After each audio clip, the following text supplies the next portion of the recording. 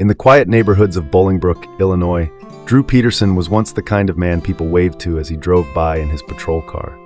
He was a husband, a father, and a respected police sergeant, a figure of authority and trust.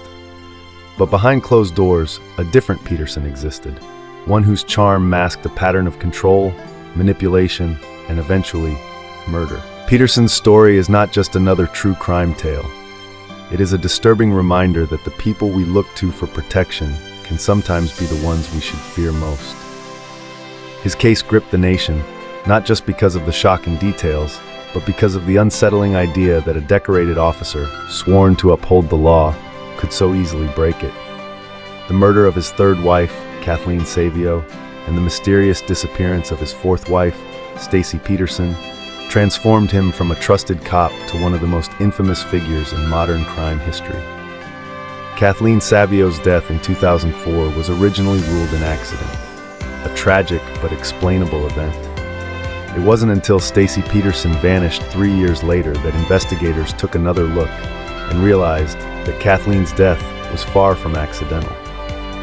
Suddenly, the friendly neighborhood officer was at the center of a murder investigation, and the nation watched in morbid fascination as a small-town scandal unraveled into a case of domestic horror. What makes Peterson's story especially haunting is how ordinary it all seemed, until it wasn't. His life was built on the illusion of normalcy, and for years he got away with it. He laughed in interviews, mocked reporters, and basked in the attention of his own notoriety. But beneath the arrogance lay the undeniable truth. His badge had not made him an agent of justice, but a shield for his darkest impulses. Today, his name serves as both a cautionary tale and a legal precedent. The so-called Drew's Law, which allowed hearsay evidence in homicide cases, emerged from his trial and forever changed how courts handle cases involving silenced victims. Yet, despite his conviction, one question remains unanswered. Where is Stacy Peterson? The world may never know, but one thing is certain. Drew Peterson's legacy is one of betrayal, violence, and the chilling reality that sometimes the people meant to protect us are the ones we should fear the most. In the heart of suburban Bolingbrook, Illinois, on a crisp winter day in January 1954, Drew Walter Peterson was born into a world that promised both familiarity and opportunity. The small-town charm of Bolingbrook, nestled on the outskirts of Chicago, would shape his formative years, instilling in him a sense of community and the importance of belonging. As a child growing up amid tree-lined streets and neighborhood baseball games, Drew's early life was defined by the simplicity of suburban existence. Yet even then, hints of his inner drive began to emerge. From his earliest days, Drew was a product of his environment. Bolingbrook's quiet residential streets and close-knit community instilled in him values of hard work and perseverance. At Willowbrook High School, he discovered a passion for athletics. Running cross-country became more than just a school sport. It was an expression of his relentless determination. The early mornings spent pounding the pavement not only built his physical stamina, but also forged an inner discipline that would later be both his strength and, paradoxically, the foundation for the darker chapters of his life. Following high school, the call of duty resonated with Drew.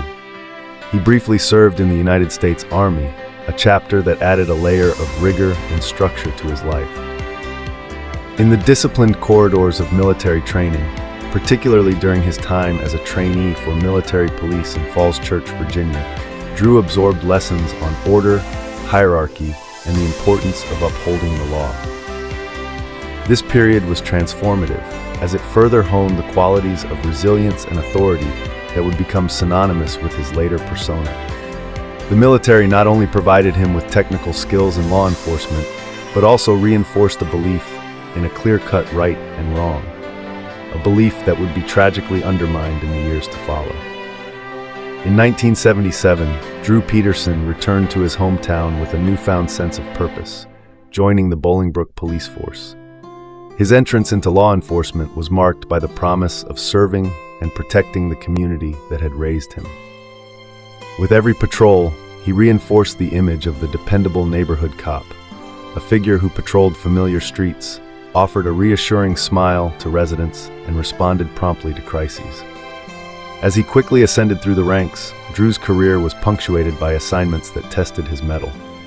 He worked in specialized units, including a notable stint in the drug unit, where his role as an undercover officer required him to adopt different identities and navigate the treacherous underbelly of illicit activity.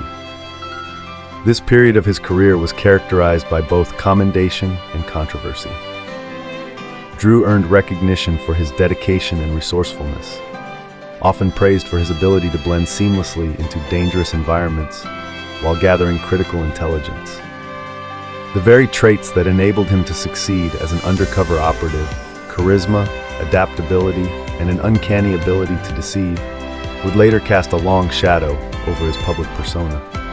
Drew's long tenure in law enforcement, which had once been a source of pride and community trust, eventually became the very stage upon which his fall from grace was set. His disciplined exterior and reputation for valor were irreparably tarnished as his private life spiraled into a narrative of betrayal and calculated violence. In retrospect, the early years of Drew Peterson's life and career present a striking portrait of a man who was, in many ways, the embodiment of normalcy and dedication. Yet beneath the surface of that outwardly respectable image, the seeds of a duality were sown, a duality that would later force the community and the nation to confront the unsettling truth that sometimes the people we trust to protect us are the very ones capable of our deepest betrayals. Drew Peterson's personal life was a maze of relationships that at first glance appeared as ordinary marital ups and downs, but soon revealed a darker, more insidious pattern. His marriages, each with its own troubled narrative, would later become the cornerstone of a true crime saga that not only captivated public attention, but also painted a vivid portrait of a man whose private world was riddled with control, abuse, and tragedy. Drew's journey into marital life began with his union with Carol Brown. This early marriage, though relatively short-lived, set the stage for the complexities to come. Carol and Drew's relationship ultimately ended in divorce, a painful but formative chapter that hinted at underlying issues. While details from this period are sparse, the dissolution of his first marriage marked the beginning of a pattern, one where personal relationships would become battlegrounds for power and control. In 1982, Drew entered into his second marriage with Victoria Connolly. At the time, the union promised stability and a fresh start, but it would soon unravel under the weight of Drew's increasingly controlling behavior. Reports that surfaced later revealed a troubling dynamic. Drew's need for dominance extended beyond just dictating household routines. His controlling nature seeped into every facet of the relationship, affecting not only Victoria, but also her daughter from a previous relationship. Conflicts grew more frequent, and the environment became increasingly toxic, a foretaste of the domestic disturbances that would later define much of his personal life. After his divorce from Connolly, Drew's life took another dramatic turn when he married Kathleen Savio. On the surface, the union appeared to offer hope. It was a chance for Drew to build a family, and indeed, the marriage produced 2 sons. However, beneath this semblance of normalcy, a storm was brewing. The marriage with Kathleen was consistently marked by domestic disturbances. Neighbors and friends would later recount instances of multiple police calls, a grim tally that painted a picture of a household fraught with tension and escalating conflict. Kathleen, a woman who once dreamt of a fresh start and had ambitions to become a nurse, became ensnared in a relationship where her pleas for help and her expressions of fear went largely unheeded. The disturbances were not isolated incidents. They formed a pattern that culminated in an event that would shock the nation. In 2004, Kathleen's life ended under suspicious circumstances. Her body, discovered in a bathtub under conditions that defied the initial explanation of an accident, sparked a homicide investigation that would later become the focal point of Drew Peterson's public downfall. Her death was not only a personal tragedy, it was the turning point that transformed the narrative of Peterson's life from one of domestic discord to that of cold-blooded murder. Even as the shadow of Kathleen's turbulent marriage loomed large, Drew's personal life took another fateful twist. While still married to Kathleen, Drew began an extramarital relationship with a much younger woman, Stacy Peterson. Their connection was immediate and intense, yet it was born out of betrayal. When Drew's divorce from Kathleen was finalized in 2003, his new relationship with Stacy was already well underway. The contrast between the relative normalcy of his earlier marriages and the enigmatic bond with Stacy could not have been starker. Stacy, who was significantly younger, brought with her a sense of hope and vitality that initially seemed to offer Drew a fresh start. However, the relationship was anything but conventional. The disappearance of Stacy in 2007 added an additional layer of mystery and controversy to Drew's already tainted personal life. Her sudden vanishing act raised countless questions that would intensify media scrutiny and deepen public suspicion. Unlike Kathleen's tragic death, Stacy's disappearance remains unresolved, leaving behind a void filled with unanswered questions and the perpetual uncertainty of her fate. Across each of these relationships, a common thread was unmistakable. Domestic disturbances and allegations of abuse were recurrent themes. Drew's personal life was characterized by a relentless cycle of control, manipulation, and violence. Reports of verbal abuse, confrontations, and even physical altercations surfaced time and again. Whether it was the early warning signs during his first marriage or the overt conflicts that plagued his second and third unions, the pattern was clear. Drew's need for dominance and his propensity for abusive behavior cast a long shadow over his marital relationships. These domestic issues were not mere footnotes in his personal history. They became central to the scrutiny that would later define his public and legal battles. They provided the critical backdrop against which the tragedy of Kathleen's death and the enigma of Stacy's disappearance were later measured. For those who observed the unfolding of his life, the warnings were there from the start, a series of red flags that, in hindsight, pointed unmistakably to the darkness lurking beneath his seemingly respectable exterior. Drew Peterson's personal life and marriages form a crucial chapter in the story of a man who managed to blur the line between the public persona of a dedicated law enforcement officer and the private reality of a man consumed by his darker impulses.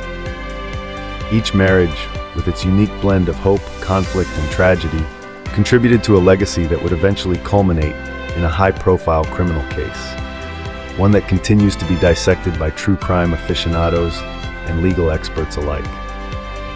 The intimate details of his relationships serve as a chilling reminder that behind the facade of normalcy can lie a turbulent undercurrent, one capable of turning love and trust into tools of manipulation and ultimately instruments of destruction. The turning point in Drew Peterson's dark narrative came with the tragic and puzzling death of Kathleen Savio, his third wife, a case that would not only redefine his public image but also expose a labyrinth of investigative missteps, forensic surprises, and legislative reactions. In March 2004, the calm of a typical day at the Peterson family residence was shattered when Kathleen Savio's body was discovered in a bathtub. At first glance, the scene appeared to suggest an ordinary, if tragic, accident. The bathtub was curiously dry, yet Savio's hair remained wet, a detail that immediately raised suspicions among those familiar with the case. The initial autopsy report backed up the narrative of an accidental drowning. However, as whispers of inconsistency began to circulate, a second look was demanded. Independent forensic experts and a subsequent exhumation of Savio's body revealed a much more disturbing story. The renewed investigation uncovered telltale signs of a violent struggle. Extensive bruising on her body and a significant gash along her scalp pointed to a scenario that could not be reconciled with a simple slip or accidental fall. These findings transformed what was once dismissed as an unfortunate mishap into a potential homicide, a realization that sent shockwaves through both the local community and the broader public. The case took on even greater significance in the wake of another personal tragedy, the disappearance of Peterson's fourth wife, Stacy. Her sudden and unexplained vanishing in October 2007 prompted law enforcement to reopen the investigation into Kathleen Savio's death. As new evidence and witness testimonies emerged, the legal system was forced to grapple with inconsistencies in the original investigation. Amid mounting pressure, the Illinois legislature enacted what would later be colloquially known as Drew's Law. This legal innovation was designed to address the challenges posed by the absence of direct witness testimony. Under this law, prosecutors were allowed to admit hearsay statements from unavailable witnesses, namely the voices of Kathleen Savio and Stacy Peterson, who could no longer take the stand. These statements, often the only remnants of what these women had conveyed before their untimely disappearances or deaths, became pivotal pieces of evidence in building the prosecution's case. In effect, Drew's law ensured that the silenced voices could still speak, even if only indirectly, to help uncover the truth behind a sequence of events that had long been shrouded in mystery. While the death of Kathleen Savio provided a grim conclusion to one chapter, the disappearance of Stacy Peterson opened another, equally unsettling one. Reported missing in October 2007, Stacy's vanishing was as baffling as it was disturbing. Unlike Savio's death, which could eventually be tied to concrete forensic evidence, Stacy's disappearance remains an unresolved mystery. No body was ever found, and despite extensive investigations and search efforts, her whereabouts continued to elude law enforcement. The absence of Stacy not only deepened public suspicion about Drew Peterson's character and activities, but also cast a long, dark shadow over the entire case. Although Peterson was never charged directly in connection with her disappearance, the unresolved nature of her case became a continual source of controversy and speculation. Investigators and true crime enthusiasts alike have pointed to Stacy's case as the missing piece in understanding Peterson's full pattern of behavior. A pattern that might reveal how a man with a respected career could orchestrate such deeply personal betrayals. Together, the homicide of Kathleen Savio and the enigmatic disappearance of Stacy Peterson form the crux of a narrative that has fascinated and horrified the public for years. On one hand, Kathleen's body, found in a dry bathtub with wet hair, battered by signs of struggle, provided tangible evidence that something far more sinister than an accident had occurred.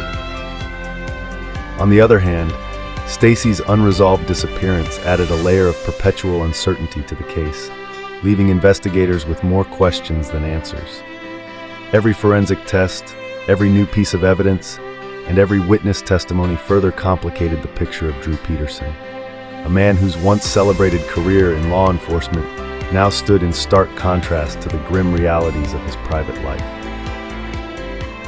The investigative process was fraught with challenges. The original mishandling of evidence, delayed exhumations, and a legal system scrambling to adapt to the unprecedented circumstances through legislative change. In the end, the dual tragedies encapsulated by Kathleen Savio's death and Stacy Peterson's disappearance forced the nation to confront a difficult truth, that sometimes the people entrusted to protect society can harbor the darkest of secrets. The case not only redefined Drew Peterson's legacy, but also left an indelible mark on the true crime genre, a constant reminder that in the quiet corners of suburban America, horror can sometimes be hidden behind the most unassuming facades. The courtroom became the stage where Drew Peterson's carefully constructed facade finally began to crumble. What followed was a legal saga that not only gripped the nation, but also forced a re-examination of how evidence is gathered, interpreted, and presented in high-profile criminal cases. In 2009, after years of simmering suspicion and renewed investigative efforts sparked by the disappearance of his fourth wife, Stacy Peterson, a Will County grand jury indicted Drew Peterson for the murder of his third wife, Kathleen Savio. The indictment was built not on an abundance of direct physical evidence, but on a mosaic of circumstantial details, a series of inconsistencies in his alibis, troubling witness statements, and the lingering doubts raised by Savio's puzzling death. The prosecution's case leaned heavily on this tapestry of circumstantial and, crucially, hearsay evidence. This evidence was made admissible under a controversial legislative change dubbed Drew's Law, which allowed statements from unavailable witnesses, like Savio and Stacy, to be considered in court. This legal innovation was as much a part of the story as the evidence itself, signaling a shift in how the justice system could deal with cases where key witnesses could no longer testify. After a trial that unfolded with relentless media scrutiny and intense public debate, the jury delivered its verdict on September 6, 2012. In a decision that sent shockwaves throughout the community, Drew Peterson was found guilty of premeditated murder. The evidence, once dismissed as circumstantial, had coalesced into a damning narrative that could no longer be ignored.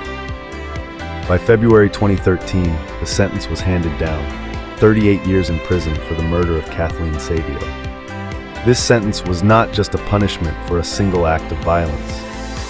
It was a public declaration that a man who had once worn the badge of honor had irrevocably betrayed the trust of those he was meant to protect.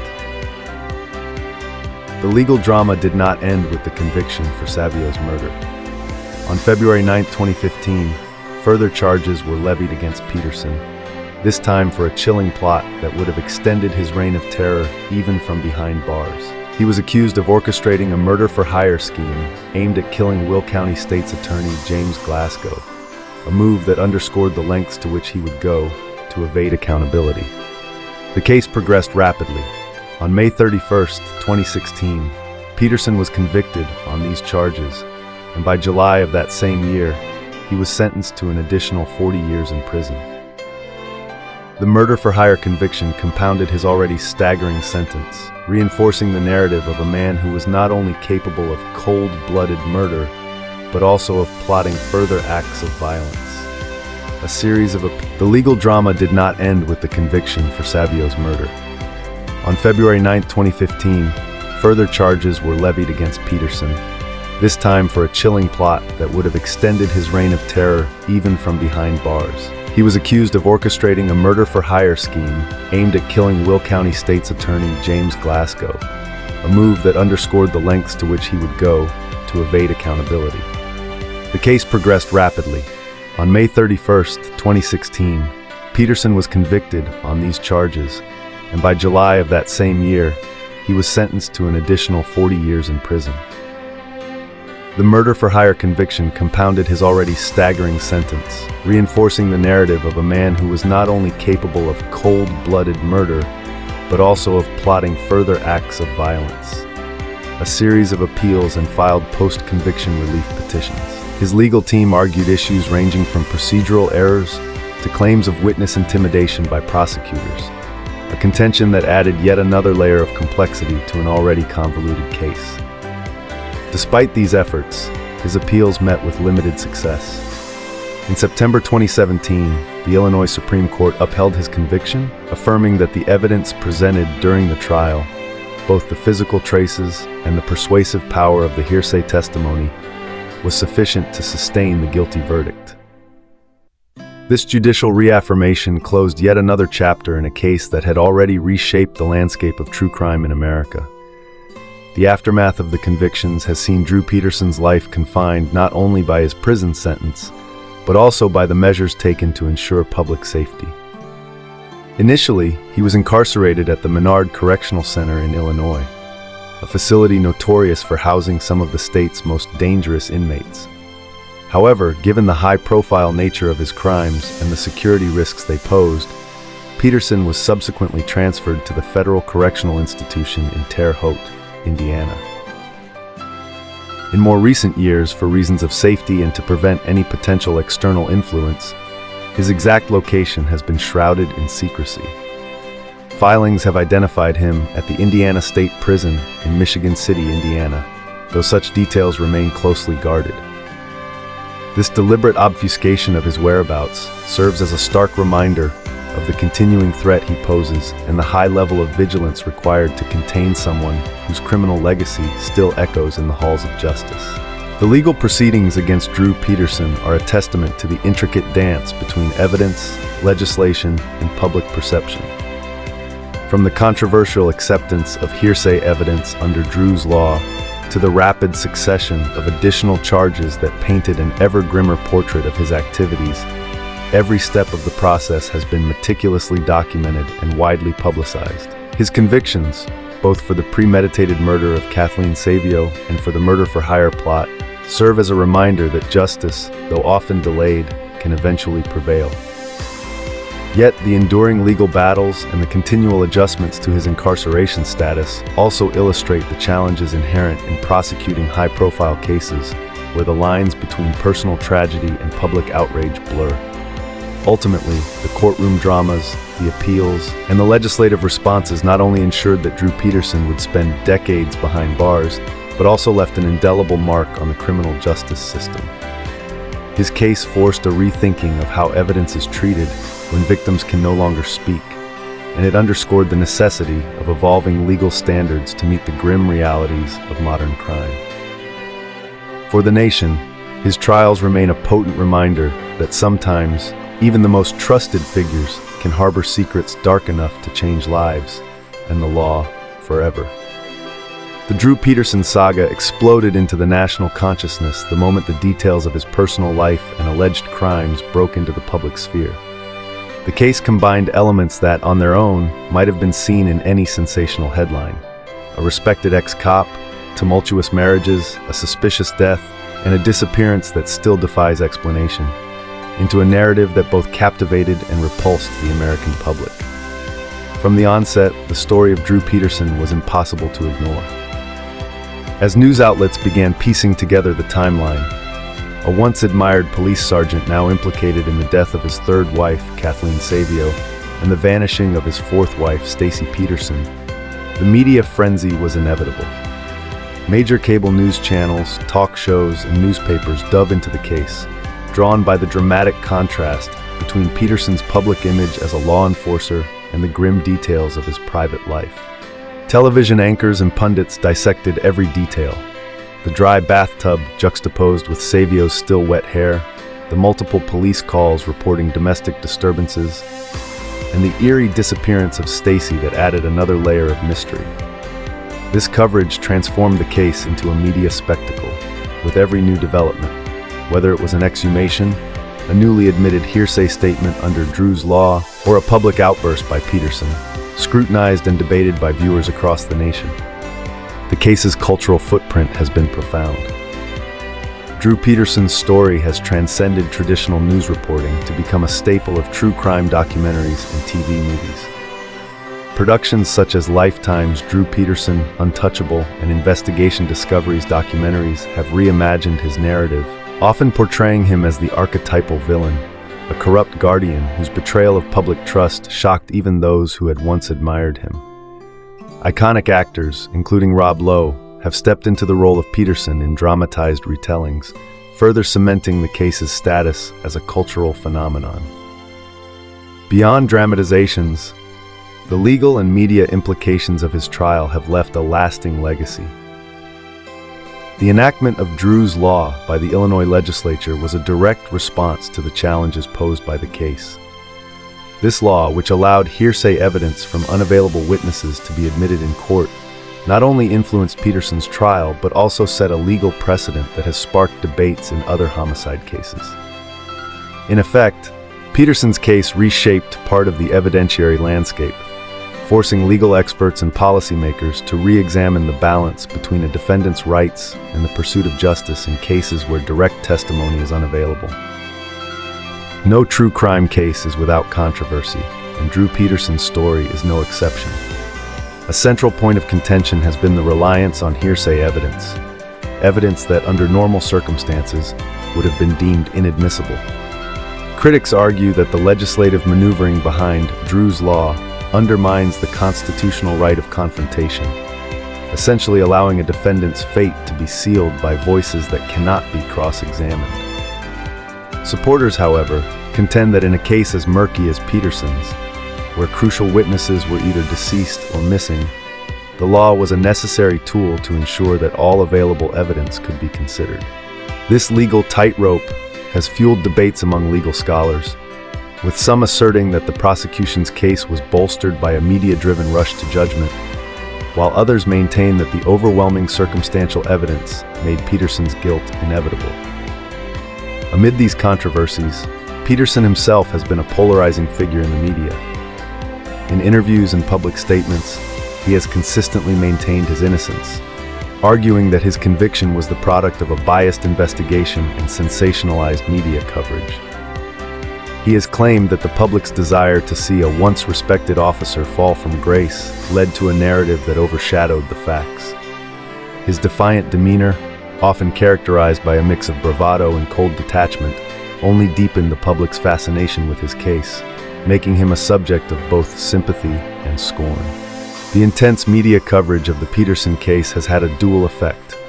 On one hand, it has ensured that every detail of his life, from his troubled marriages to the haunting specifics of his wives' fates, is etched into the public memory. On the other, it has sparked a broader conversation about the power of the media in shaping public perception and influencing the justice system. Journalists and commentators have questioned whether the media's relentless pursuit of every sensational detail may have skewed the narrative, turning a complex legal case into a form of modern folklore. This interplay between fact and sensationalism continues to be a topic of discussion among legal experts, media critics, and the public alike. In summary, the media coverage and public perception of Drew Peterson's case are as layered and complex as the man himself. His transformation from a trusted law enforcement officer to a notorious criminal suspect has been magnified by a media environment hungry for scandal and drama.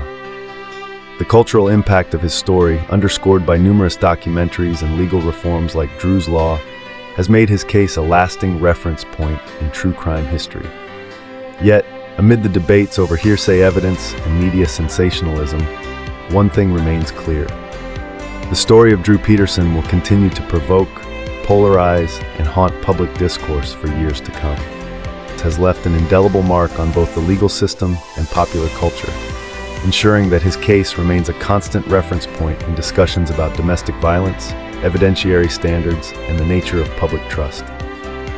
The repercussions of his actions have extended far beyond his own sentence, influencing legislative reforms, fueling ongoing legal debates, and inspiring a wealth of media portrayals that continue to captivate public attention. One of the most significant legal legacies of the Peterson case is the enactment of what came to be known as Drew's Law in Illinois. This legislation was crafted in response to the unique challenges presented by Peterson's trial, particularly the reliance on hearsay evidence from witnesses who were no longer available to testify, namely, his deceased wife Kathleen Savio and his missing wife Stacy Peterson. Traditionally, hearsay was inadmissible in court because it denied the defendant the right to confront his accusers. However, faced with a case in which direct testimony was impossible, Illinois lawmakers made a controversial decision to modify the rules of evidence. Under Drew's Law, statements made by unavailable witnesses could be admitted if they met stringent reliability criteria. This legal adjustment was not merely a concession to the extraordinary circumstances of one case. It established a precedent that continues to affect how hearsay evidence is treated in homicide and domestic violence trials across the state. Legal scholars and practitioners still debate the implications of this law, with critics arguing that it undermines constitutional rights, while proponents claim it is an essential tool for delivering justice when direct testimony is forever silenced. This legislative ripple effect demonstrates how a single, high-profile case can provoke broad legal reforms that reshape courtroom procedures for years to come. Despite having spent decades behind bars, Drew Peterson has managed to keep his name in the public eye through continuous legal maneuvering. His persistent appeals and post-conviction relief petitions serve not only as his personal crusade for exoneration, but also as a case study in the complexities of the American criminal justice system. Peterson's legal team has raised numerous arguments over the years, from allegations of witness intimidation to claims of prosecutorial misconduct, ensuring that his case remains a fertile ground for discussion among defense attorneys, prosecutors, and legal reform advocates. Peterson's ongoing legal battles underscore the difficulties inherent in balancing a fair trial with public safety in cases of extreme domestic violence and homicide. His case is frequently cited in academic discussions and legal forums as an example of the challenges in proving guilt when a significant portion of the evidence is circumstantial or derived from hearsay.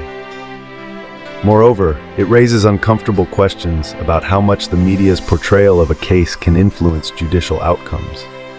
The intense scrutiny that has accompanied his trials has, for many, become a symbol of the broader issues facing the criminal justice system. Issues such as the treatment of domestic violence, the rights of the accused, and the limits of legal reform. The story of Drew Peterson has transcended the confines of the courtroom to become a cultural phenomenon. His fall from grace, a respected police officer turned convicted murderer, has all the ingredients of modern American folklore. Over the years, his case has been the subject of numerous documentaries, television movies, and true crime series. High-profile dramatizations, including portrayals by actors like Rob Lowe, have reimagined Peterson's life for a broader audience, cementing his status as one of the most notorious examples of a law enforcement officer whose private transgressions starkly contradicted his public persona. This extensive media coverage has not only fed public fascination, but also spurred a wide-ranging cultural debate about the nature of authority and trust. The narrative of a badge-wearing guardian who ultimately betrays the very values he once embodied is one that resonates deeply, prompting discussions about the fallibility of those we idealize.